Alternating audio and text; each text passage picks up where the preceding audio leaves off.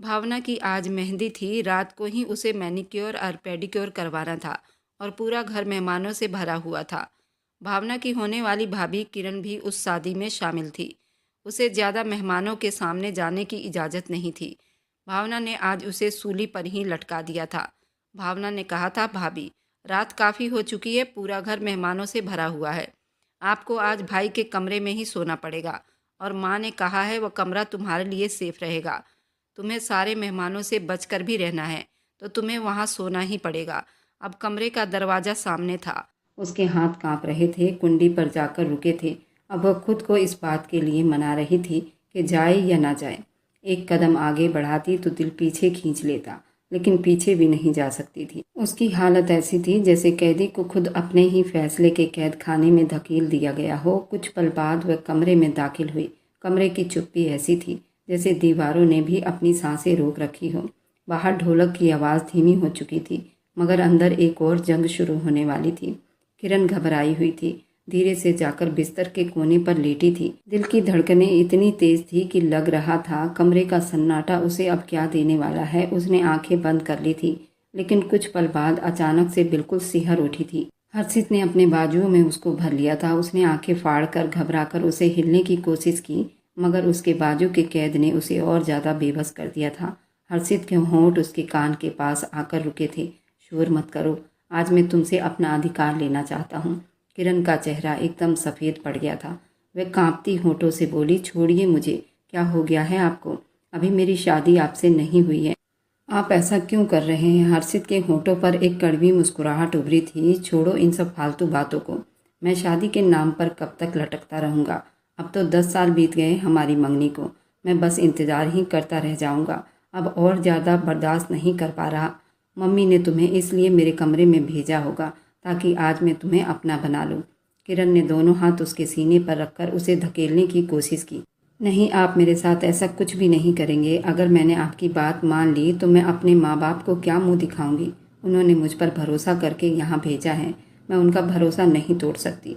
हर्षित की आंखों में एक पल के लिए गुस्से की चमक दौड़ी थी। उसके चेहरे के पास झुककर धीमी आवाज़ में बोला, मैं तुम्हारा कोई आशिक नहीं हूँ, मैं तुम्हारा होने वाला पति हूँ। और होने वाला पति अपने मंगेतर पर अधिकार रखते हैं, क्योंकि मैं तुम्हें ही चाहता हूँ, तुम्हारे सिवा किसी को नहीं चाहता। और ये कोई पाप नहीं, इसलिए फालतू बातों को अपने दिमाग से निकाल दो और चुपचाप पड़ी रहो। किरण की आंखों में आंसू तैर रहे थे। आप मेरे मंगेतर हैं, इसलिए कह रही हूँ। रिश्ते भरोसे से चलते हैं, ज़बरदस्ती से नहीं चलते। हर्षित का दिमाग अब कंट्रोल से बाहर हुआ था। वह और पास आया, गुस्से में बोला, अगर इतना ही ऐतराज़ है तो तोड़ दो ये मंगनी, ताकि मैं इस रिश्ते से और इस प्यार से आज़ाद हो जाऊँ। मैं भी अकेला मोहब्बत करके परेशान हो गया हूँ और अपनी ज़िंदगी संवार सकूँ। कब तक इंतज़ार करूँगा? अब मैं पूरा 30 साल का हो गया हूँ और मेरी माँ कहती है अभी 1 साल और। ये कहाँ का इंसाफ है? किरण कांपते हुए बोली, मंगनी तोड़ना इतना आसान है? उसके होंठ कांप गए। आपको यही हल नज़र आता है? हर्षित की नज़रें भारी हो गई। हल तो यही है, या फिर वही करो जो मैं चाहता हूँ। आज ही फैसला होगा, तुम मेरे साथ रहना चाहती हो या नहीं? किरण ने गहरी सांस ली और कांपती आवाज़ में बोली, मैं आपसे मोहब्बत करती हूँ और मोहब्बत का ये मतलब नहीं कि मैं शादी से पहले ये सब करूँ। मुझे अपने माँ बाप का इज्जत का ख्याल भी रखना है। मैं उनका विश्वास कभी नहीं तोड़ूंगी। अगर आप ज़बरदस्ती करेंगे तो आप मुझे पा तो लेंगे, मगर मेरा दिल हमेशा के लिए आपसे दूर होता चला जाएगा। ये फिर रिश्ता सिर्फ बोझ बनकर रह जाएगा। हर्षित पल भर के लिए चुप हुआ था। उसके हाथ की पकड़ ढीली हुई, मगर आंखों में गुस्से की आग झलक रही थी। वह उसको धक्का देते बोला, ये ढोलक इसलिए रखी गई थी ताकि मैं आज फैसला करूं। वह भारी शब्दों में बोला, पापा कभी भी हमारी शादी नहीं होने देंगे। ये सब उन्हीं का फसाद है, इसलिए मुझे मजबूर मत करो किरण, वरना मैं खुद को भी नहीं रोक पाऊंगा। किरण ने भीगी आंखों से उसकी तरफ देखा। देखो, मुझे अब कोई भी बात नहीं करनी, सीधा फैसला करना है। ये कहानी उस दिन शुरू हुई थी जब किरण को लेने के लिए भावना और उसकी माँ और हर्षित खुद चलकर उनके दरवाजे तक पहुँचे थे। कमरा बिल्कुल सुनसान था। बाहर तेज घनाघोर बादल छाया हुआ था। देखते ही देखते बरसात ने ऊधम मचा दिया था। मिट्टी और हरियाली की खुशबू हर तरफ फैली हुई थी और मौसम ने एक नया रूप दिखाया हुआ था, जिसमें हर चीज़ ही निराली लग रही थी। इधर किरण बहुत ही सोच में डूबी हुई अपनी पैकिंग कर रही थी कि अचानक दरवाजे के हिलने की आवाज़ पर उसका ध्यान बिल्कुल हटा था। वे अचानक पलटी। दरवाजे पर भावना खड़ी मुस्कुरा रही थी। किरण के चेहरे पर वही मासूम सी चमक उभरी जो उसके व्यक्तित्व का पता दे रही थी। उसने जल्दी कपड़ों को एक तरफ रख दिए और तेजी से अपनी जगह से उठकर भावना की तरफ दौड़ लगा दी। उसके गले से जा मिली थी जैसे बरसों की जुदाई के बाद वे दोनों मिले हों। वह खुशी से चहकते हुए बोली, भावना दीदी, मैं आपका कब से इंतजार कर रही थी। सुबह आपने फ़ोन करके बताया था कि आप लोग आने वाले हैं और अब देखो रात होने को आई है। हद होती है। चलो, आपको पता है मैंने आपके लिए इतनी खूबसूरत प्लानिंग की है कि देखते ही आप बिल्कुल हैरान रह जाएंगी। चलिए मैं अभी दिखाती हूँ। भावना ने उसकी मासूमियत पर मुस्कुराते हुए नरमी से उसका हाथ थामा।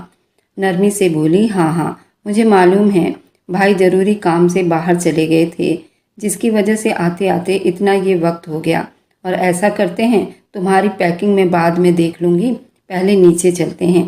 तुम्हारे होने वाले पति और तुम्हारी होने वाली सास भी तो आई हैं, उनका जाकर पैर छू लो, उसके बाद दूसरी बात करते हैं। किरण ने तुरंत पलकें झुका ली जैसे उसे अभी याद आया हो। फिर जल्दी से बोल पड़ी थी, अरे हाँ, आंटी जी भी तो आई है ना। भावना ने हाँ में सिर हिला दिया। किरण ने जल्दी से दुपट्टा अपने सर पर ली और उसकी मासूमियत भरी आवाज़ खुशी के रंग में लिपटे हुए थे। अच्छा चलिए, पहले उन लोगों से मिल लेते हैं, फिर आराम से आपको अपनी प्लानिंग दिखाऊंगी। आपको पता है मैं आपका कब से इंतज़ार कर रही थी। मैंने आपकी शादी के लिए शॉपिंग भी कर ली है, ज्वेलरी सब कुछ ले लिए हैं। कपड़े देखकर तो आप बिल्कुल दंग रह जाएंगी। भावना ने शरारत से उसके कंधे पर हल्की सी चिट लगाई। आंखों में शरारत भरकर बोली, मेरा इंतज़ार कर रही थी या फिर अपने पति का। और मेरी प्यारी भाभी, आपकी जानकारी के लिए मैं बता दूं, जो भी आपने शॉपिंग की है वह सब के सब खराब होने वाला है, क्योंकि भाई वो अपने पसंद के कपड़े लाएगा। तुम चाहे जितनी मर्जी अच्छी शॉपिंग कर लो, कपड़े ले लो, इस बार तुम वो नहीं पहन पाओगी। किरण के गालों पर लाली फैल गई थी। वह नज़रें झुकाए और धीरे से बोली, प्लीज़ भावना दीदी, ऐसी बातें मत करो। अच्छी तरह जानती हो मैं सिर्फ आपका इंतज़ार कर रही थी। और रही कपड़ों की बात, तो प्लीज़ आप मेरी सिफारिश कर देना, मैंने बहुत प्यार से इसे लिया है। आपकी शादी का मुझे कब से इंतज़ार था। भावना उसके रिएक्ट पर बिल्कुल खिलखिलाकर हंस पड़ी थी। हंसी की आवाज़ कमरे में हवाओं के साथ गूंजी थी। फिर उसने किरण की कलाई पकड़ी और मुस्कुराते हुए बोली, मैं कोई सिफारिश नहीं करूंगी। वैसे भी मेरे घर में एक सिद्धांत है, पति की लाई हुई हर चीज़ पत्नी के लिए सबसे ज़्यादा खास होती है और पत्नी को उस चीज़ का ध्यान रखना होता है। और हाँ, ये सब तुमने शॉपिंग की है ना, ये कोई ख़राब तो नहीं होंगे, तुम इसे बाद में पहन लेना। और अपने होने वाले पति का इंतज़ार भी किया करो, वो तुमसे बहुत प्यार करते हैं, तुम भी उनसे प्यार किया करो। इस तरह तुम्हारा रिश्ता और भी ज़्यादा मधुर हो जाएगा। समझ आ रही है? वह एक प्यारी सहेली की तरह बोली थी। किरण ने अपनी नज़रें झुका ली थी। उसके चेहरे पर शर्म और खुशी दोनों के रंग एक साथ बिखरे थे। वह कुछ बोल नहीं पाई थी, बस चुप से मुस्कुरा पड़ी थी। बिल्कुल चुपचाप अपनी ननद के साथ कदम बढ़ा दिए थे। कमरे से बाहर निकलते ही दोनों नंद भाभी के कदमों की चाप गैलरी में गूंजने लगी थी। नीचे आंगन में से आने वाली भीड़ की आवाज़ सुनाई दे रही थी। बर्तनों की हल्की हल्की खनक, मेहमानों की बातें करने की आवाज़ें, मुस्कुराते चेहरों की झलक, ये सब बिल्कुल अलग सा लग रहा था। किरण का दिल तेज धड़कने लगा था। उसने एक गहरी सांस ली और दिल ही दिल में खुद से बड़बड़ाने लगी, हे भगवान, सब ठीक हो जाए। वह तो कुछ और ही महसूस कर रही थी, पर उसे क्या खबर थी कि ये मुस्कुराहट और ये खुशियाँ और ये पल जल्दी ही किसी के तूफान के लपेट में आकर बिखर जाएगी। आज की मासूम हंसी कल के आंसुओं में बदलने वाली थी और वह इस बात से बिल्कुल ही अनजान थी। वह ऐसी बातों से बिल्कुल बेखबर थी कि जिंदगी उसे किस मोड़ पर लेकर जाने वाली थी। ये पल उसकी मुस्कुराहट का था, मगर आने वाले पल उसकी परीक्षा लेने वाली थी। आंगन के भीड़ में एक अजीब बात सुनाई दी थी। बारिश होने के बाद मिट्टी की खुशबू ने एक अलग ही माहौल बना दिया था। किरण जैसे ही अंदर दाखिल हुई, उसके नज़रें जल्दी सामने सोफे पर बैठे हर्षित पर जाकर टिकी थी। वह सोफे पर टांग रखे बड़ी तसल्ली में बड़े ही प्यारे अंदाज में बैठा था। उसकी आंखों में एक अजीब सी तपिश थी जो किरण के जिस्म पर जा ठहरी थी, पल भर को किरण का दिल जोर जोर से धड़कने लगा था, जैसे पसलियां तोड़कर उसके सीने से बाहर आना चाहती हो, मगर उसने खुद पर बड़ी कंट्रोल किया था। नरमी से कदम आगे बढ़ा दिए। कमरे में दाखिल होते ही उसकी नज़र अपने माता पिता पर और नीलम देवी पर पड़ी, जो बड़े ही एटीट्यूड में बैठी हुई थी। किरण घबराहट के बाद भी आगे बढ़कर बड़ी प्यार से उन सब के पैर छुए। नीलम देवी जल्दी अपनी जगह से उठ खड़ी हुई, चेहरे पर मुस्कुराहट लिए उसके पास आई और उसके सर पर हाथ रखे उसे ढेरों आशीर्वाद दिए। कैसी हैं मेरी बहू? वो बड़े प्यार से बोली। तुम्हें पता है, कल से हम यहाँ आने का सोच रहे थे, मगर कोई ना कोई काम निकल आता था कि रुकना ही पड़ा था। किरण ने हल्की सी मुस्कुराहट के साथ अपना सर झुका लिया था और चुप से एक तरफ बैठ गई थी, मगर उसके दिल की हालत कुछ और ही बता रही थी। हर्षित नज़रें बराबर उस पर जमी हुई थी, जो उसे अजीब सी हालत में डाल रहा था। वह अपनी नज़रें झुकाए बैठी हुई थी, लेकिन दिल की धड़कनें बहुत तेज हो रही थी। माथे पर बराबर उसके पसीने की बूंदें उभर रही थी, जिन्हें वह दुपट्टे के कोने से छुप छुप कर साफ करती थी। नीलम देवी ने अपनी नज़रें उठाकर उत्कर्ष साहब की तरफ मोड़ा और फिलहाल वह अपनी असल बात पर आई थी। देखिए उत्कर्ष साहब, आज मैं एक बहुत ही ज़रूरी समस्याओं की वजह से आपके पास आई हूँ। आप जानते हैं, मेरी बेटी अब 21 साल की पूरी हो चुकी है और 22 साल में कदम रख दिया है। मैंने तय किया है कि इसी साल उसे अपने घर से विदा करके उसके ससुराल भेज दूंगी। और रही बात मेरी होने वाली बहू किरण की, उसके लिए मैंने ये सोचा है कि अभी इतनी कम उम्र की बच्ची अपना घर नहीं बसा सकती। कम से कम समझदार हो, ताकि आगे जाकर अपना घर आराम से बसा सकें। कहने को मेरे बेटे की उम्र भी तो बढ़ रही है, मगर हम सब सिर्फ किरण के उम्र के पूरे होने का इंतज़ार कर रहे हैं। चलो, ये सब अपनी जगह है उत्कर्ष साहब। उनकी पत्नी चुप से उनकी सारी बातें सुन रही थी। किरण के दिल की धड़कनें अब और ज़्यादा तेज हो गई थी। न जाने क्यों उन्हें इस बात में कोई गड़बड़ सा महसूस हो रहा था। हर बार आकर वो यही बात करती थी, लेकिन आज उन्होंने कोई और बात छेड़ दी थी, जो उसकी हथेलियां बिल्कुल पसीने में भीग चुकी थी। नीलम देवी ने अपनी बात चालू रखी, नरम शब्दों में। एक तरफ उनके कहे गए शब्दों में विश्वास झलक रहा था। आप सब जानते हैं, इसी महीने भावना की शादी भी है और भगवान सब कुछ ठीक करे, वे अपने घर की हो जाएगी। लेकिन आप भी जानते हैं, मेरी एक ही बेटी है, मेरी लाडली बेटी। शादी के सारे इंतजाम, बाहर के सारी समस्याओं को मेरा बेटा हर्षित और उसके पिता देख रहे हैं। लेकिन घर के और भी समस्याएं होती हैं, जैसे कि मेहमानों को संभालना, खाने पीने का इंतजाम, औरतों की आव भगत की जिम्मेदारी। ये सब मेरे ऊपर आ गई है, जो मुझे अकेली जान से बिल्कुल भी नहीं होगा। उन्होंने पल भर को अपनी बातों को रोका और फिर बात चालू रखा। उत्कर्ष साहब, मुझे अपनी बातों को घुमा फिरा कर नहीं करना। ये बात पूरा परिवार जानता है। मैं चाहती हूँ कि शादी तक किरण को अपने साथ ले जाती हूँ, और मैं उम्मीद करती हूँ कि आपको इस बात से कोई भी परेशानी नहीं होनी चाहिए। मैं उसकी होने वाली सास हूँ और उसका आपसे ज़्यादा ख्याल रखूँगी। मुझे सिर्फ आपकी परमिशन चाहिए थी। मेरा हाथ बटाने वाला कोई नहीं है। भावना के लिए भी कोई साथ चाहिए थी, जिसे वह अपना दुख सुख बता सके, उसके साथ जाकर पसंद की शॉपिंग कर सके। सबसे ज़रूरी बात यह है कि आपस में सहेलियाँ भी हैं, तो ज़्यादा परेशानी नहीं होगी।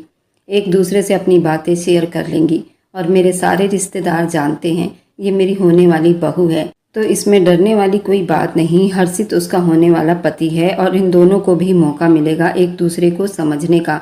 उत्कर्ष साहब ने जरा सा संभल कर अपनी पीठ की कुर्सी को फिर से संभाली और बोला, समधन जी, ये सब मुझे ठीक नहीं लग रहा। शादी से पहले उसका इतने दिन आपके घर जाकर रहना, इसमें कोई झूठ नहीं कि उसकी मंगनी हो चुकी है, लेकिन अभी तो शादी बाकी है। रस्म रिवाज के हिसाब से ये ठीक नहीं लग रहा। लोग 100 तरह की बातें बनाएंगे। लड़की शादी से पहले ही अपने ससुराल रहने को चली आई है। कुछ लोग तो बिना वजह ही कई बातें ढूंढ लेते हैं। मैं नहीं चाहता कि मेरी बच्ची की ज़िंदगी बर्बाद हो, बिना वजह वह किसी भी मुश्किल में पड़ जाए। नीलम देवी के चेहरे पर हल्की सी अनबन का साया नजर आया था। वह जल्दी से बोली, समधी जी, मैं आज यहाँ सिर्फ किरण की होने वाली सास बनकर नहीं आई, बल्कि बड़ी मान से यहाँ पर आई थी। मैं उसे अपने साथ ही लेकर जाऊंगी। मेरे घर में बहुत परेशानियां हो रही है। मुझे हर हाल में किसी के साथ की ज़रूरत है। वह साथ किरण दे सकती है। मैं अपने घर के पर्सनल काम इसे सौंप सकती हूँ, क्योंकि ये अब मेरे घर की होने वाली बहू कहलाएगी और मेरे घर की बहू होगी। इसका भी कर्तव्य बनता है ये हमारे साथ खड़ी रहे। आप बिना वजह की बातें करके मेरा वक्त बर्बाद मत करो। ये सब फालतू की बातें हैं। लोग ताने देंगे, बातें सुनाएंगे। अरे हमें लोगों से क्या करना है, हमें अपना घर बसाना है। घर बसाने के लिए हमेशा अपनी इच्छाओं का गला घोटने पड़ते हैं। कमरे का माहौल एकदम सन्नाटे में छा गया।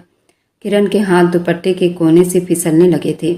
हर्षित की आंखों में अभी भी वही अजीब सी चमक थी जो उसकी घबराहट को और ज़्यादा बढ़ा रही थी। पुष्पा देवी ने अपने पति की तरफ देखा और फिर नीलम देवी को नरमी से जवाब दिया था। अच्छा ठीक है नीलम देवी, अगर तुम्हें सच में इसकी ज़रूरत है तो ले जाओ किरण को।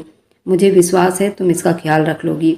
मेरी बेटी बहुत ही अच्छी और समझदार है। तुम्हें किसी भी समस्या का सामना नहीं करना पड़ेगा, बल्कि ये तुम्हारा साथ जरूर देगी। तुम्हें बिल्कुल ठीक फैसला लिया है। तुम्हें मेरी बेटी से बिल्कुल भी मायूसी नहीं मिलेगी। ये सुनते ही किरण का दिल जैसे बैठ सा गया था।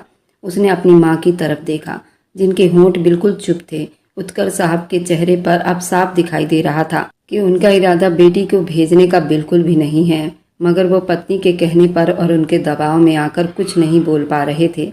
वह उनके घर के माहौल को अच्छी तरह जानते थे, बस इसलिए थोड़ा घबरा रहे थे। मगर अपनी पत्नी के फैसले पर उन्होंने चुप रहना ही अच्छा समझा। किरण के दिल की धड़कनें अब और तेज हो गई थी, जबकि नीलम देवी अब तसल्ली में हुई। समदन जी, आप रिश्तों को बहुत अच्छे तरीके से समझती हैं। मुझे सिर्फ इसलिए किरण पसंद है क्योंकि ये आपकी बेटी है और मुझे पूरा विश्वास है आप मेरी बात का हमेशा मान रखती हैं। जाओ बेटी, तुम तैयार हो जाओ, हमें थोड़ी देर में निकलना होगा। उसने घबराई नज़रों से अपनी माँ बाप को देखा था, मगर चुपचाप खड़ी होकर अपने कमरे की तरफ बढ़ गई थी। अब आधा घंटा होने के बाद लोग सामान बांधकर घर के लिए चल पड़े थे। कुछ देर के बाद गाड़ी के अंदर का माहौल किसी अजनबी डर में पड़ा हुआ था। शीशे के बाहर शाम ढलती रोशनियां गलियों और सड़कों पर फैल रही थी, मगर अंदर एक अजीब सा बोझ छाया हुआ था। ड्राइविंग सीट पर हर्षित पूरे दबदबे के साथ बैठा हुआ था। उसके दोनों हाथ मजबूती से स्टीयरिंग पर थे, मगर उसकी नज़रें बार बार साइड मिरर के जरिए पिछली सीट पर पड़ रही थी। फ्रंट सीट पर नीलम चुप से बैठी अपने बेटे की पसंद को अच्छी तरह से जानती थी, और पीछे दोनों लड़कियां किरण और भावना एक दूसरे के करीब सटी हुई बैठी थी। भावना का सर झुका हुआ था, दुपट्टा कंधे पर गिरा हुआ था, लेकिन किरण का दुपट्टा नेट का था और बिल्कुल ही आर पार सब कुछ दिखाई दे रहा था। उसने अपने दुपट्टे को अपने सर से लिया हुआ था। उसके चेहरे पर डर और घबराहट दोनों साफ दिखाई दे रही थी। न जाने क्यों उसे हर्षित से हमेशा डर महसूस होता था, और उसकी चोर चोर सी उठती हुई नजरें उसे और डर में डाल रही थी। कुछ पल के बाद अचानक हर्षित की भारी आवाज़ उस सन्नाटे को चीरती हुई गूंजी। उसने गाड़ी के शीशे से सीधा किरण को देखा और गुस्से में बोला, हमारे घर के सिद्धांत कुछ और हैं। उसे घर की बहू को दुपट्टे का खास ख्याल रखना होगा। ये क्या नेट का दुपट्टा ले रखा है? इसमें तो सब कुछ नजर आ रहा है। तुम क्या फालतू में अपने सर को छुपा रही हो? और अब तुम्हें मेरे घर के सिद्धांत को मानना होगा। जिस तरह मेरी बहन निकलती है, उसका एक भी दुपट्टा नेट का नहीं होगा। मम्मी, आप इसको समझा दो। आइंदा के बाद मैं इसे इस मामूली से नेट के दुपट्टे में ना देखूं, और अगर मैंने उसे देखा तो ये मेरे गुस्से से नहीं बच पाएगी। बहुत बार मैंने ये नोट किया है। हर बार सोचता हूँ कि उसे टोकूं, लेकिन ध्यान नहीं रहता। मगर आज मैं कह देता हूँ, आइंदा मैं इसको ऐसे नेट के दुपट्टे में ना देखूं। उसके शब्दों में अकड़पन साफ दिखाई दे रहा था। किरण, जो पहले ही उसे डरी बैठी हुई थी, इस शब्द पर एकदम कांप कर रह गई थी। उसने बेकाबू अपने दुपट्टे को डबल करके अपने ऊपर लपेटा, जैसे खुद को अच्छी तरह से छुपाना चाहती हो, नजरें ओझल करना चाहती हो। नीलम देवी बेटी की बात सुनकर जल्दी से बोल पड़ी थी और समझाने लगी, अरे हर्षित, अब उसने कहाँ जाना है? घर से निकलकर सीधी गाड़ी में तो बैठी है, और यहाँ से हमारे घर ही तो जाना है। ये कौन सा बाजारों या सड़कों पर घूमने फिरने जा रही है? हाँ, अगर बाहर निकलेगी तो अच्छे से दुपट्टा ओढ़ लेगी, और अगर हमारे कहने के बाद भी इसने दुपट्टे को ठीक से नहीं लिया तब तुम इसको डांट सकते हो। वो बड़ी प्यार से बोली थी। हर्षित ने गुस्से से अपने होंठ भींचे, नजरें एक पल के लिए नीलम देवी पर डाली और फिर दोबारा गुस्से से बोला, लड़कियों का घूमना फिरना मुझे बिल्कुल भी पसंद नहीं है। औरत अपने मर्यादा में ही अच्छी लगती हैं। हम परिवार वाले, हमारे यहाँ औरतें हमेशा मर्यादा में रहती हैं। मैंने पापा के खिलाफ जाकर इस रिश्ते के लिए हाँ की है। अगर ये लड़की मेरे सिद्धांतों के हिसाब से नहीं चलेगी तो आप अच्छी तरह से जानती हैं मेरा एक्शन कितना बुरा हो सकता है, और मैं अपना फैसला सुलाने में 1 मिनट भी नहीं लगाऊंगा। बिना वजह मैंने अपने पिता को नाराज़ किया है, सिर्फ इस रिश्ते की वजह से। और अगर ये रिश्ता मुझे कोई अहमियत नहीं देगी तो फिर वो मेरा बिगड़ा हुआ रूप देखेगी। उसके चेहरे के असर बहुत ही बिगड़े थे। जिसके हर शब्द के साथ गुस्सा उसकी आंखों से बरस रहा हो। किरण की आंखें नीचे थी, मगर उसके अंदर एक अजीब से तूफान की लहर उठ रही थी। दिल की धड़कनें बेकाबू हो रही थी, हथेलियों पर पसीने चल रहे थे। भावना ने चुपके से उसका हाथ थाम लिया, उंगलियों को हल्के से हिलाने लगी थी, जैसे उसे तसल्ली दिलाने के लिए चुप से उसने कोशिश की थी। किरण की आंखों में बेबसी थी, तसल्ली भी। वह बिल्कुल सहेली की तरह किरण को इशारा कर रही थी कि वह चुप रहे, घबराओ नहीं, मैं तुम्हारे साथ हूँ। नीलम ने भी बात संभालने की बहुत कोशिश की, इस बार ज़्यादा गंभीर फैसला लेते हुए बोली, अच्छा ठीक है बेटा, आप फिक्र मत करो, ये तुम्हें शिकायत का मौका नहीं देगी, है न किरण बच्ची। किरण को मैं समझा दूंगी। किरण ने चौंक कर नीलम देवी की तरफ देखा, आंखों में आंसू डगमगाए थे, मगर उसने जल्दी अपनी गर्दन झुका ली, हल्का सा सर हाँ में हिलाया। उसकी आवाज़ बड़ी मुश्किल से निकली, जैसे किसी ने उसके गले पर दबाव डाल रखा हो। हर्षित ने पीछे शीशे से एक बार फिर उसके तरफ देखा। उसके होंठ पर अजीब से गुस्से की मुस्कुराहट दिखी, जैसे उसने अपनी मर्जी मनवा ली हो। फिर उसने नज़रें हटा ली और चुप से ड्राइविंग पर ध्यान देने लगा। गाड़ी के अंदर दोबारा सन्नाटा छा गया, सिर्फ इंजन की आवाज़ और टायरों की सरसराहट बाकी रह गई थी। किरण के दिल में डर का एक नया बीज पल रहा था। बाहर सड़क पर लोग अपनी दुनिया में मगन थे, मगर उस गाड़ी के अंदर एक नया सफ़र शुरू हो रहा था। एक ऐसा सफ़र जिसमें डर और सिद्धांतों की सख्त पकड़ थी। अब उस बोझ ने अपने रंग दिखाने शुरू कर दिए थे। वक्त धीरे धीरे बीतता जा रहा था, रात धीरे धीरे बीतने लगी। रात के सन्नाटे में हर तरफ गहरा सन्नाटा महसूस हो रहा था। कमरे के कोने में जलता हुआ बल्ब मध्यम रोशनी फैला रही थी। उत्कर्ष साहब पलंग पर बैठे अखबार पढ़ने की कोशिश कर रहे थे, मगर उनकी आंखें बार बार एक ही सफ़र पर जाकर अटक जाती। वे अंदर से बेचैन थे। कुछ पल बाद दरवाज़ा खुला। पुष्पा देवी हाथ में दूध का गिलास लेकर अंदर दाखिल हुई। उत्कर्ष साहब ने अखबार एक तरफ रखे गुस्से से बोले, ये क्या कर दिया तुमने पुष्पा? मैंने तुम्हें कब परमिशन दी थी कि तुम सबके सामने हाँ कर दो? तुम्हें पता भी है आजकल किसी पर भी भरोसा नहीं करना चाहिए। कब क्या हो जाए किसी को कुछ पता नहीं चलेगा। और तुमने मेरी बेटी को बिना शादी के उनके घर भेज दिया है। पुष्पा देवी फिर तसल्ली भरे शब्दों में बोली, क्या हो गया है आपको? आपने बिल्कुल अकल खो दी है। आपको समझ नहीं आता कि क्या हो रहा है और आपकी समधन क्या करना चाहती हैं। क्या आपको नहीं पता आपकी बेटी हर्षित को पसंद करती है, वह उसके साथ रहना चाहती है। फिर आपको क्यों बार बार इस सब चीज़ों से तकलीफ हो रही है? ये बात मेरी समझ से बाहर है। उत्कर्ष साहब की आंखों में दुख की एक लहर उठी थी। वह तीखे शब्दों में बोले, तुम नहीं समझ रही पुष्पा, हमारी बेटी अभी इतनी बड़ी नहीं हुई है। हर्षित पूरा उससे 12 साल बड़ा है। कब कौन सा कदम उठा ले कुछ कहा नहीं जा सकता। हम यहाँ हैं, भावना अपने कमरे में होगी और समधन जी और समधी जी अपने कमरे में होंगे। और पीछे से अगर कुछ गलत हो गया तो तुम्हें अंदाजा भी है उसका क्या नतीजा निकलेगा। वह एक समझदार आदमी की तरह बोले थे। उन्हें अपनी बेटी की अब बहुत चिंता सता रही थी। पुष्पा अब बिल्कुल चुप थी। बड़े ही प्यार से बोली, मैं तो यही चाहती हूँ कि कुछ हो जाए। देखिए पूरे 12 साल बीत गए हैं इस मंगनी को। हमारी बेटी सिर्फ 10 साल की थी तब हमने उसकी मंगनी हर्षित से की थी, मगर आज तक उन लोगों ने सिर्फ टाल मटोल ही किया है। और आपके दोस्त की वाइफ कह रही है कि अभी 1 साल और रुकना है। न जाने क्यों मेरा दिल कहता है कि आपके दोस्त की पत्नी इस रिश्ते के लिए कभी तैयार नहीं होगी। मुझे डर है कि कहीं आपके दोस्त के बेटे को मेरी बेटी पसंद ही ना आए और वह ये मंगनी तोड़ दे तो हम क्या करेंगे? पूरी दुनिया को पता है कि हर्षित से हमने अपनी बेटी की मंगनी की है। उत्कर्ष साहब ने बड़ी सोचकर अपनी पत्नी के तरफ देखा। क्या कह रही हो? थोड़ा सोच समझ कर भी बोला करो। पुष्पा ने नजरें झुका ली और धीरे से बोली, हाँ, मैंने जानबूझकर किरण को उन लोगों के साथ भेज दिया है। भगवान के लिए आप तो चुप ही रहिए। आपको इन सब के नीयत के बारे में अंदाज़ा नहीं है, लेकिन मुझे सब कुछ अंदाज़ा हो रहा है। मैं भगवान से प्रार्थना करूंगी कि उन दोनों के बीच जल्दी ही कोई ऐसा संबंध बच जाए, ऐसा रिश्ता मजबूत हो जाए। जिस दिन वह संबंध बन गया उस दिन ये लोग मजबूर हो जाएंगे। फिर जल्द से जल्द मेरी बेटी से शादी भी कर लेंगे, उसे घर की बहू बना लेंगे। और आपको पता है अब तक हमने उन लोगों पर कितने पैसे खर्च कर दिए हैं, और बाद में अगर मुकरेंगे हम कहीं के नहीं रह जाएंगे। अच्छा होगा कि कोई ऐसा संबंध उन दोनों के बीच बन जाए और मेरी बच्ची का घर बस जाए। मैं तो भगवान से यही प्रार्थना करूंगी। मुझे उनके बेटे की अकड़ से अंदाज़ा होता है कि वो मेरी बच्ची पर ध्यान नहीं देता। उत्कर्ष साहब बड़ी तड़प कर बोले कि तुम क्या सोच रही हो पुष्पा? बेशक मेरा दोस्त मुझसे अब नफरत करता है, मगर मैं उसको अच्छी तरह से जानता हूँ। वो मेरी बेटी के साथ कुछ भी गलत नहीं होने देगा। पुष्पा ने बड़े गुस्से में हाँ में सिर हिलाया था। उनकी आंखों में हकीकत झलक रही थी। ये सिर्फ आपकी सोचों में है उत्कर्ष साहब। मैं उन सबको बड़े ही अच्छी तरह से जानती हूँ। आजकल का ज़माना ऐसा नहीं है कि हम अंधी आंखों से उन पर विश्वास कर लें। आपके दोस्त के नफरतों से उसकी जिद और उसके घमंड मुझे साफ दिखाई देता है कि वह इस रिश्ते को कामयाब नहीं होने देना चाहता। मैं उनकी बुराई नहीं कर रही हूँ, मगर ये हकीकत है।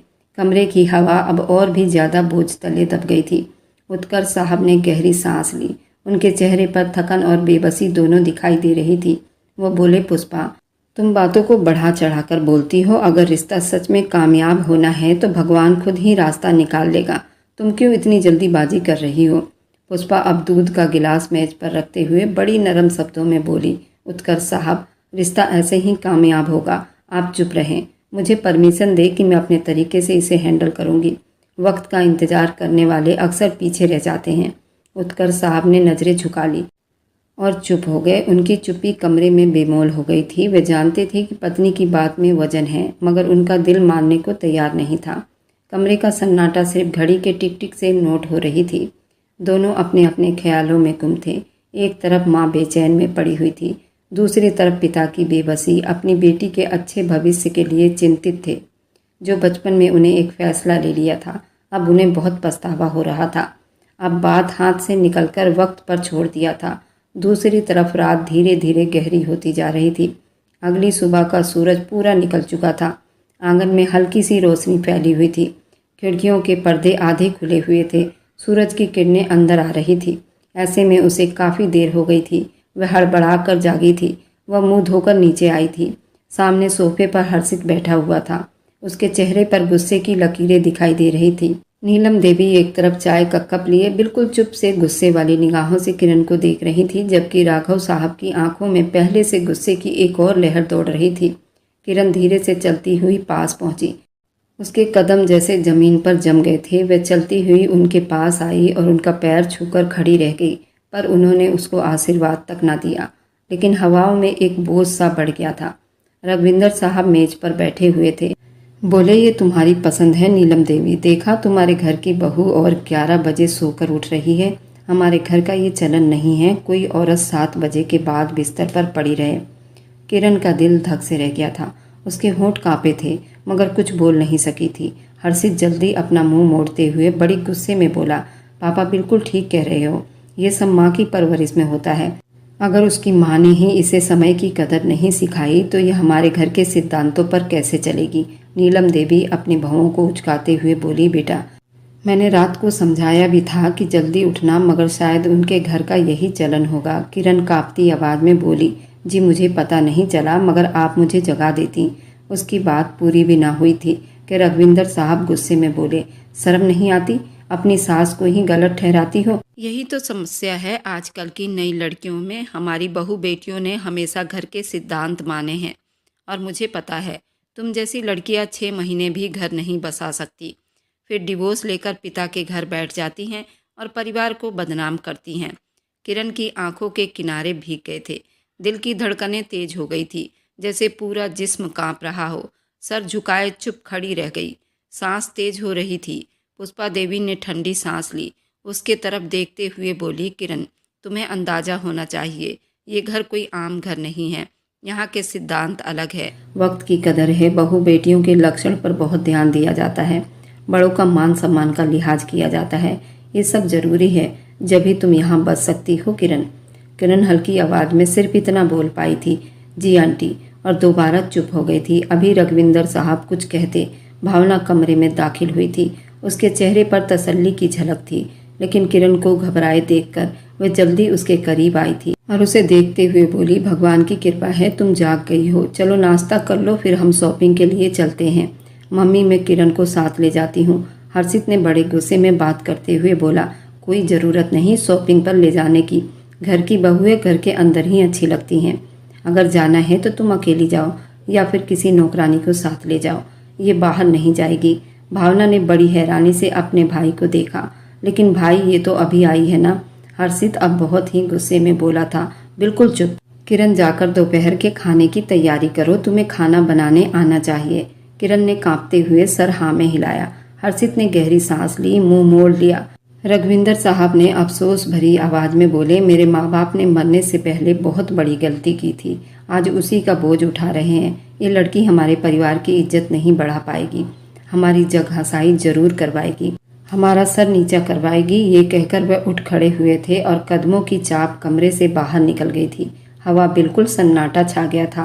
किरण अपनी जगह जैसे पत्थर की हो गई थी। उसके दिल पर लगने वाले वार अब ताज़ा हो गए थे।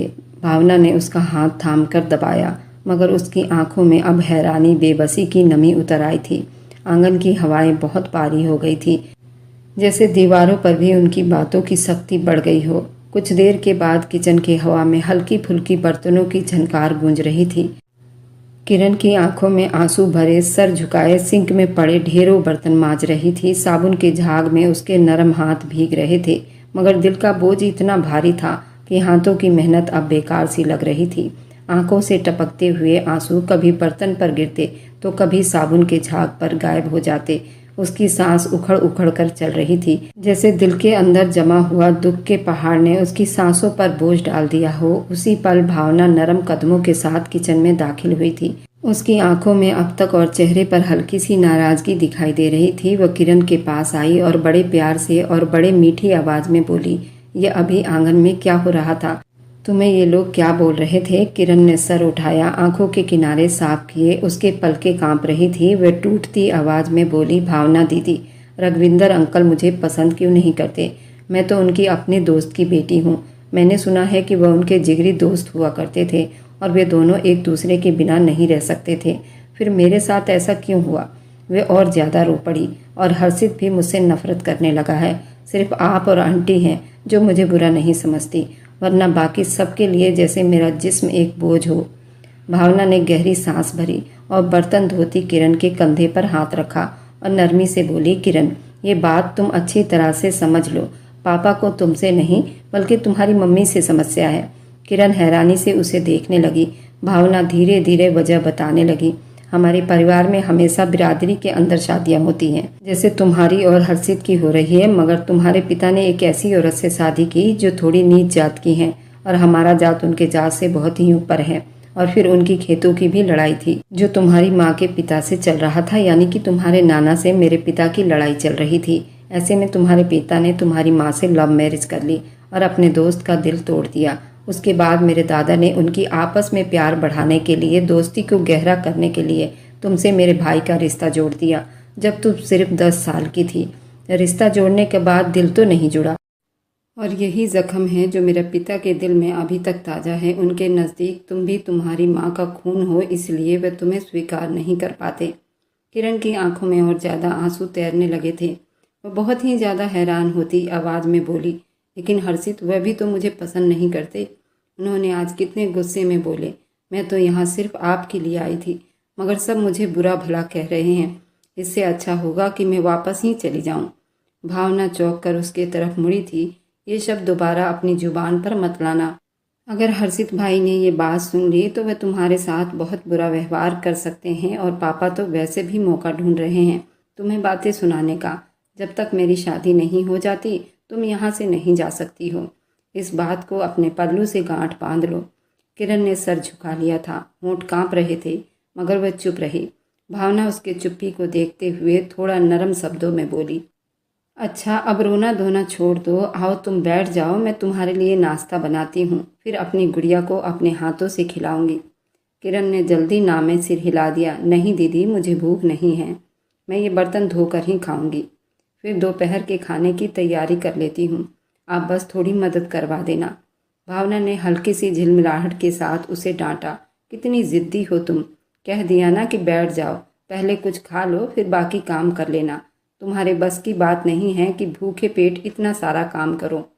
किरण चुप से उसके हुक्म पर उसकी बात मानने लगी। वह धीरे धीरे कांपती घसीटती हुई डाइनिंग टेबल की तरफ बढ़ गई और कुर्सी पर बैठ गई।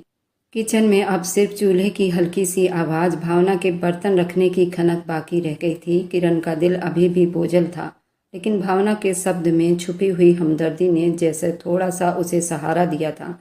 उसको अपनी माँ की बहुत याद आ रही थी, लेकिन अपने आप काफ़ी बेबस महसूस कर रही थी। वक्त तेजी से बीतते जा रहे थे। रात का सन्नाटा किचन में बिखरा हुआ था। लाइट की मध्यम रोशनी में बर्तनों की खटपट साफ सुनाई दे रही थी। किरण की आंखों में थकन और दिल में बोझ लिए कितने देर वे रसोई में खड़ी थी। साबुन की झाग हाथों में चमक रही थी।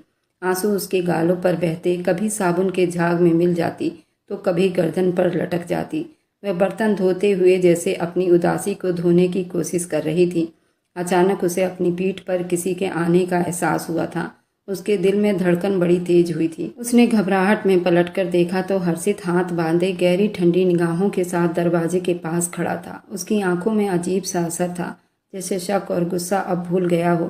किरण के हाथों से बर्तन कांपते हुए दोबारा सिंक में गिर पड़े थे। वह बहुत ज़्यादा उलझ गई थी और हल्की सी कांपती आवाज़ में बोली, आप यहाँ? हर्षित धीरे से कदम बढ़ाते हुए बोला, इतनी रात गए तुम यहाँ क्या कर रही हो? वह हड़बड़ाती हुई बोली, किचन साफ कर रही थी। आंटी ने कहा था कि सब कुछ समेट कर ही सोना है। अभी कुछ देर पहले मेहमान गए हैं तो बर्तन ज़्यादा थे। हर्षित ने गहरी नज़र उस पर गाड़ी और फिर धीरे से बोला, दोपहर में रो रही थी तुम? किरण ने जल्दी से गर्दन झुकाकर नाम में सिर हिलाया था, लेकिन उसके कांपते होंठ और भीगी आंखें खुद ये गवाही दे रहे थे। हर्षित अचानक उसके पास आया तो किरण ने बेकाबू होकर अपने कदम पीछे हटाए, मगर अगले ही पल उसके दोनों हाथ किरण के बाजू पर थे। उसने उसे दीवार से चिपकाकर कैद कर लिया था। झूठ भी कहना आता है तुम्हें? वह धीरे से मगर खतरनाक शब्दों में बोला। किरण ने डरते डरते दोबारा मना किया। उसकी आंखों में आंसू भर आए थे। हर्षित ने अचानक उसके कमर के आसपास अपना हाथ रखा, उसे अपने नज़दीक खींच लिया।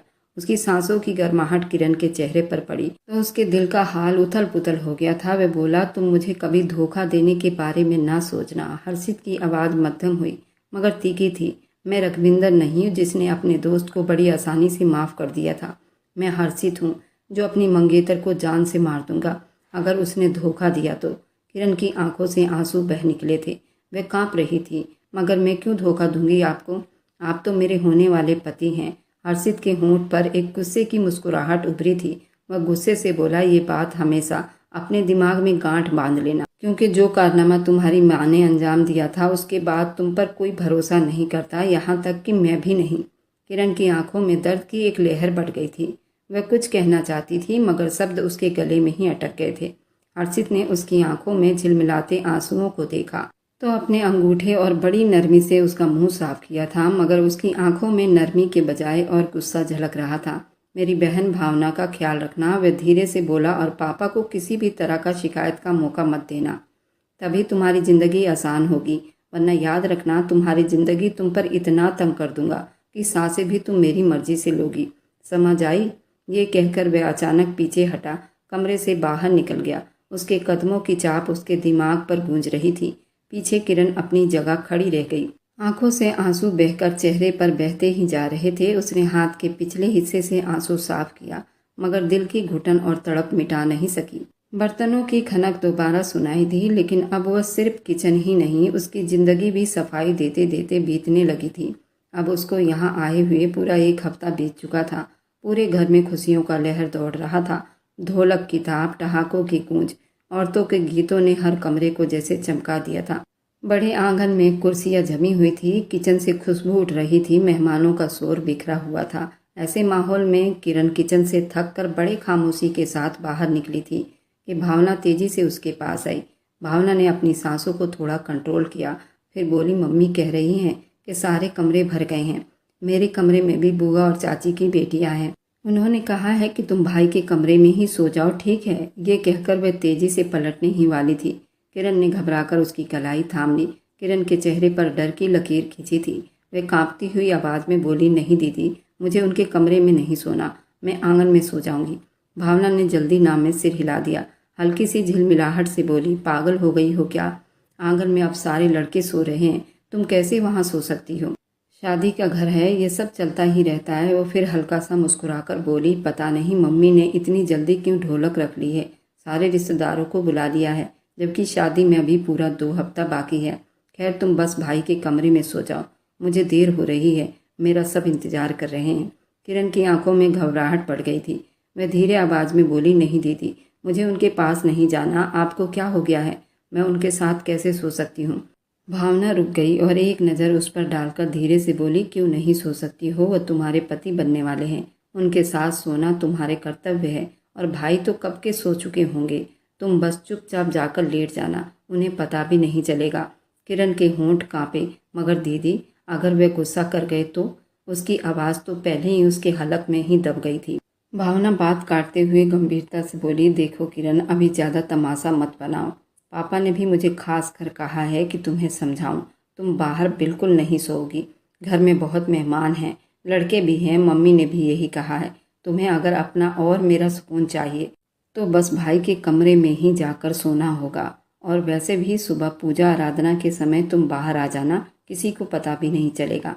किरण के कदम जैसे जमीन में धंस गए थे। दिल बड़ी बेचैन था, सांस उखड़ रही थी। कमरे के दरवाजे पर झांकती रोशनी, हंसी की आवाज़ें उसके दिल पर और ज़्यादा बोझ डाल रही थी। वह धीरे से बोली, दीदी, मैं सच में बहुत डर रही हूँ।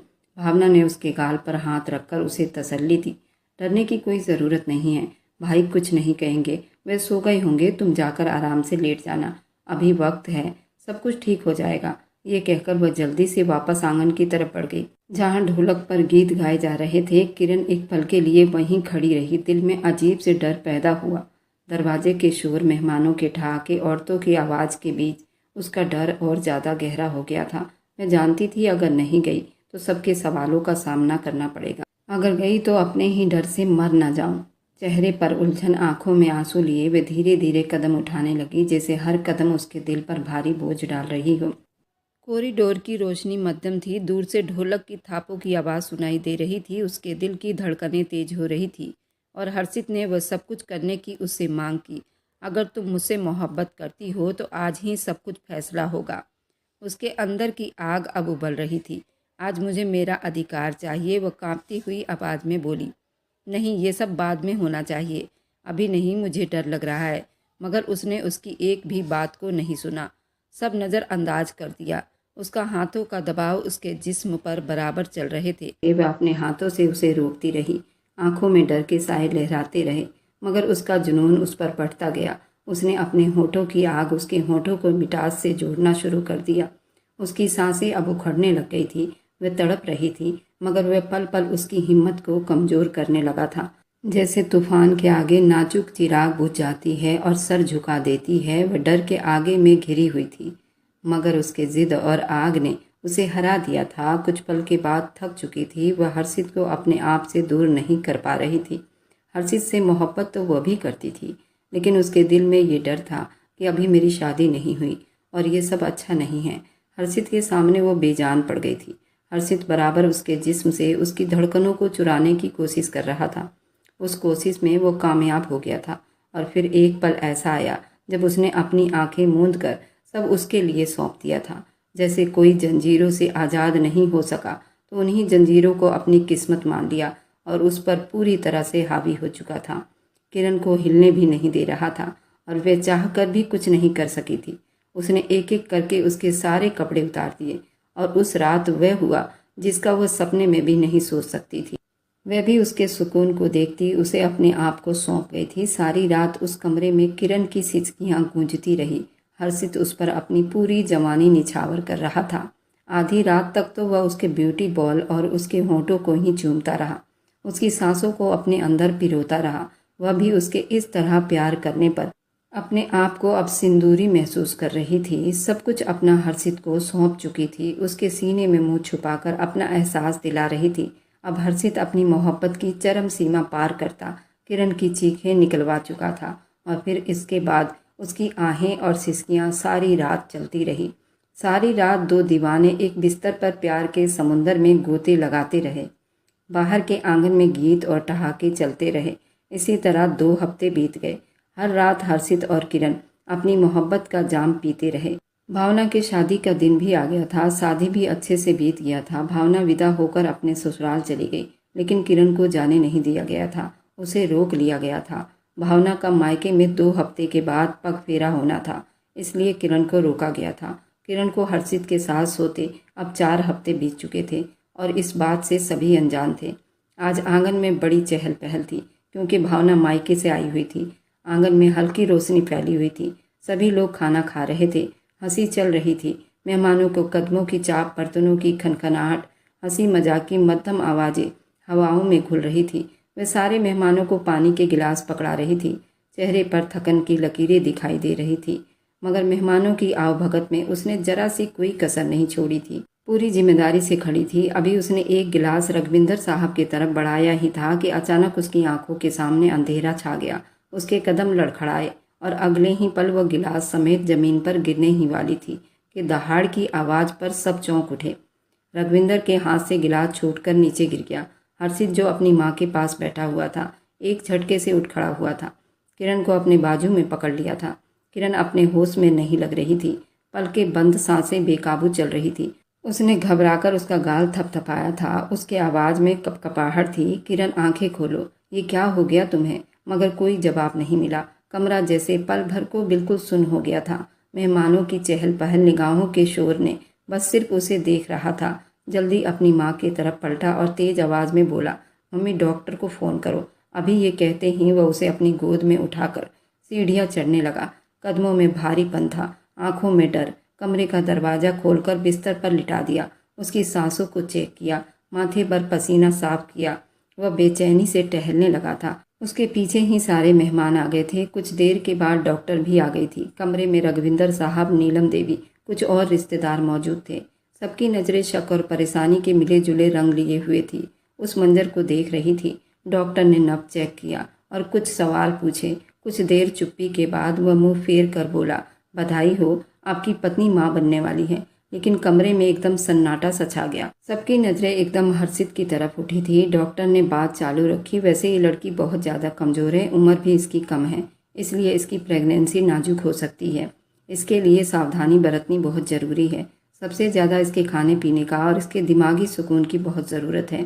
ये बात डॉक्टर ने बड़ी गंभीरता से वहाँ खड़े सभी को समझा दिया था और फिर वहाँ से चली गई थी। लेकिन कमरे का माहौल और ज़्यादा भारी हो चुका था।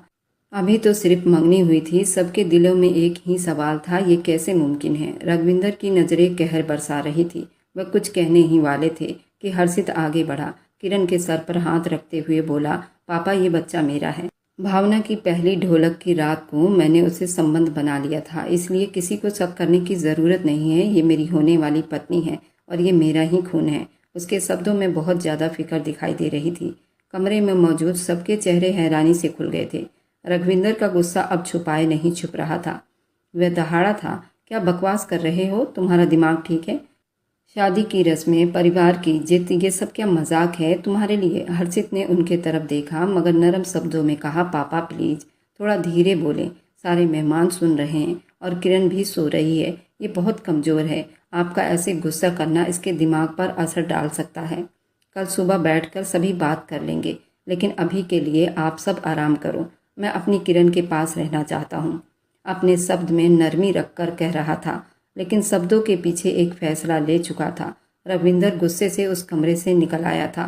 नीलम देवी ने अपने होंठ पर एक हल्की सी मुस्कुराहट दबाई, जैसे कोई बरसों की इच्छा पूरी हो गई हो।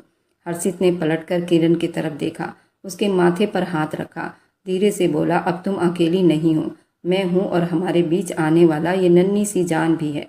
कमरे में बिल्कुल सन्नाटा सा छाया हुआ था, मगर वह सन्नाटा एक नई कहानी सुना रही थी। पूरी रात उसके पास बैठा रहा। अगली सुबह का सूरज निकल चुका था। कमरे की हवा भारी हो रही थी, जैसे हवा भी सांस रोक कर चल रही हो। किरण बिस्तर के किनारे पर बैठी थी, उंगलियां बार बार दुपट्टे के पल्लू में छुपा रही थी। उसके दिल में डर और उलझन के तूफान उठ रहे थे। सुबह दरवाजे के पास कदम नहीं रख सकी थी। उसे लग रहा था जैसे सबकी निगाहें उस पर उठ रही है, सब उसे कुचल डालेंगे। ये खबर कि वो प्रेग्नेंट हो चुकी है, वह भी बिना शादी किए, उसे अंदर से तोड़ रही थी। आंखों के सामने अंधेरा छाया हुआ था। कभी सोचती मैं भाग जाऊं, कभी सोचती सब कुछ खत्म कर दूं। कुछ पल ही बीते थे। कमरे का दरवाज़ा धीरे से खुला। हर्षित बड़े तसल्ली भरे कदमों के साथ अंदर आया। उसके चेहरे पर वही गहरी गंभीरता दिखाई दे रही थी जो किरण को और घबराहट दे रही थी। वह झट से खड़ी हो गई, जैसे कोई जुर्म करते हुए पकड़ी गई हो। दिल की धड़कन उसके गले में ही अटकने लगी थी। बाहर तुम्हारे माता पिता आए हैं, हर्षित ठहरे हुए शब्दों में बोला। अब बैठकर वे लोग शादी की बातें करेंगे, लेकिन तुम्हें भी अपना फैसला मेरे हक में देना होगा। किरण ने आंखें फैलाए, हैरानी से और डर के साथ बोली, कैसा फैसला? उसकी आवाज़ कांप रही थी। मैंने आपको कहा था ना, ये सब मत करो। अब देख लिया ना, आपने जुनून का नतीजा, मेरी ज़िंदगी बर्बाद हो जाएगी। हर्षित वह एकदम उसके पास आया। आंखों में अजीब सा डर और साथ में नरमी का मिला जुला रंग रूप था। यही नतीजा तो मैं चाहता था, मजबूत शब्दों में बोला, और यही मेरी माँ चाहती थी, इसलिए मैं तुम्हारे पास जानबूझकर आया था। किरण के कदम जैसे जमीन में ही जम गए थे। उसके हाथ कांप रहे थे। क्या मतलब? आपने जानबूझकर? हर्षित ने अचानक उसके दोनों हाथ थाम लिए, उसे अपनी पकड़ के कैद में कर लिया। किरण के दिल की धड़कनें और तेज हो गई। उसने अपना चेहरा उसके पास लाकर धीरे से कहा, मतलब ये कि मैं तुमसे मोहब्बत करता हूँ। किरण, मंगनी के बीते 10 साल हो चुके हैं। उन 10 सालों में मैं बहुत परेशान हूँ। तुम्हें हर पल याद करता हूँ। तुम मेरी मंगेतर हो, मेरी पत्नी बनने वाली हो। लेकिन मैंने कभी ये शब्द नहीं कहे, क्योंकि मैं चाहता था कि ये सब मैं अपने शादी के बाद करूँगा। किरण की आंखों में हैरानी के आंसू झिलमिलाने लगे। तो फिर ये सब अचानक क्यों? हर्षित ने गहरी सांस ली। उसके चेहरे पर साया सा उतर आया था। क्योंकि मेरे पापा का इरादा कुछ और ही था। तुम्हें पता है, तुम्हारी माँ की वजह से मेरे पापा की गांव में कितनी बदनामी हुई थी। जिस घर से मेरे पापा की लड़ाई हुई थी, तुम्हारे पापा ने उसी घर की लड़की से लव मैरिज कर ली थी। मेरे पापा ने तुम्हारे पापा की शादी अपने कजन से तय की हुई थी, लेकिन तुम्हारे पापा ने पहले ही लव मैरिज कर ली और फिर मेरे पापा की बहुत बदनामी हुई थी। फिर उसके बाद तुम्हारे पापा ने उस लड़की से शादी कर ली थी। इसकी वजह से सब कुछ बर्बाद हो गया था। मेरे पापा दिल से उनसे बहुत नफरत करने लग गए थे, क्योंकि सारे परिवार वाले उनसे नफरत करने लगे थे। किरण की सांस अटक गई थी। मेरे दादा ने दोनों दोस्तों को आपस में मिलाने के लिए मेरी मंगनी तुम्हारे साथ करवा दी थी, लेकिन मेरे पापा ने ये मंगनी सिर्फ बदले की आग में की थी। वह भी यही चाहते थे, तुम्हारे पापा की तरह मेरी शादी कहीं और कर दें, ताकि उनके दोस्त का दिल भी इसी तरह टूटे जैसा उनका दिल टूटा था। लेकिन मेरी माँ ये नहीं चाहती थी। मैं कभी भी किसी कीमत पर भी ये ना होने देता, क्योंकि मैं तुम्हें सच में मोहब्बत करने लग गया था। हमने फैसला किया था कि तुम्हें बचाएंगे, इसलिए हमने ये सब प्लान बनाया था, वरना तुम्हें इतनी जल्दी यहाँ लाने का कोई इरादा नहीं था। किरण का दिल जैसे उन पत्थरों से आज़ाद हुआ था और फिर उलझन भी हो गया था। वह कांपती आवाज़ में बोली, तो नीचे जाकर मुझे क्या करना होगा? हर्षित ने उसके हाथ और ज़्यादा मजबूती से थामे। बस ये कि सबके सामने बताना होगा कि तुम भी मुझसे प्यार करती हो, और ये सिर्फ मेरी मर्जी से हुआ है। मुझे सिर्फ तुम्हारा साथ चाहिए। किरण की आंखों से एक आंसू बहकर गालों पर लुढ़का था। वह धीरे से बोली, आप सच में मुझसे मोहब्बत करते हैं? हर्षित ने उसके गालों पर हाथ रखा, आंखों में गहरी सच्चाई के साथ बोला, बेहद मोहब्बत करता हूँ मेरी जान, तुम मेरी सब कुछ हो। किरण के चेहरे पर मुस्कुराहट उभर आई थी। उसने सर झुका लिया। दिल की धड़कनें नरम सी मुस्कान में बदल गई थी और वे उसका हाथ थामे चुप से खड़ी, जैसे फैसला कर चुकी थी कि अब जो भी होगा वह अकेली नहीं है। कमरे में अब बिल्कुल सन्नाटा था, मगर यह सन्नाटा पहली बार उसके लिए थोड़ा सुकून लेकर आया था। कुछ देर के बाद आंगन में थोड़ा सा सन्नाटा छाया था। सिर्फ घड़ी की टिक टिक सुनाई दे रही थी। रघविंदर की आंखों में गुस्सा साफ झलक रहा था। वह अपने दोस्त उत्कर्ष को घूरते हुए बोले, देख लिया उत्कर्ष साहब, आपकी बेटी का चाल चलन। हम तो इसे यहाँ शादी की तैयारी के लिए लाए थे, मगर उसने अपना ही खेल रचा लिया। ऐसी घटिया परवरिश दी है तुमने और तुम्हारी पत्नी ने। उत्कर्ष साहब का चेहरा गुस्से से लाल हुआ था। वह भी अपनी कुर्सी से सीधे हुए और बोले, अगर मेरी बेटी ने कुछ किया है तो क्या तुम्हारा बेटा हाथ पर हाथ रखकर बैठा था? वह भी मंगेतर है उसका। तुम सिर्फ अपनी औलाद को अच्छा साबित करने पर तुले रहते हो। वहाँ के माहौल में थोड़ा तनाव बढ़ता ही जा रहा था। अचानक हर्षित अपनी जगह से उठ खड़ा हुआ।